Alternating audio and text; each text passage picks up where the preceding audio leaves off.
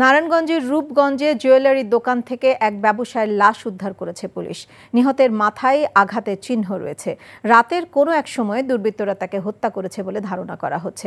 Police জানায় ১ বছর ধরে রানীপুরা বাজারের ওই দোকানে জুয়েলারি ব্যবসা করে আসছিলেন সোহেল। তিনি রাতে দোকানে ঘুমান। দুপুরে এক ব্যবসায়ী তার পাশের দোকানের নিচ থেকে রক্ত বের হতে দেখেন। খবর পেয়ে জুয়েলারি দোকানের ভেতর থেকে সোহেলের রক্তাক্ত লাশ উদ্ধার করে পুলিশ। সাময়িক বিচ্ছেদ শক্ত বাঁধন তৈরি করে। মানসিক দৃঢ়তায় আমি লোহা আগুনে পুড়িয়েছি ভালো কিছু পাবো বলে। তোর মধ্যে কোনো গলত নেই। আমার ভুল থাকতে পারে, আমার মধ্যে মিথ্যা নেই। ওরা কি বললো না বললো তাতে কি তোমার এমন রিয়েক্ট করতে হবে? তুমি সব সময় ভালো মানুষ হয়ে থাকতে চাও, তাই না? সবাই ভালো মানুষ, তুমি অযোগ্য। বাসে না কেউ ভালো,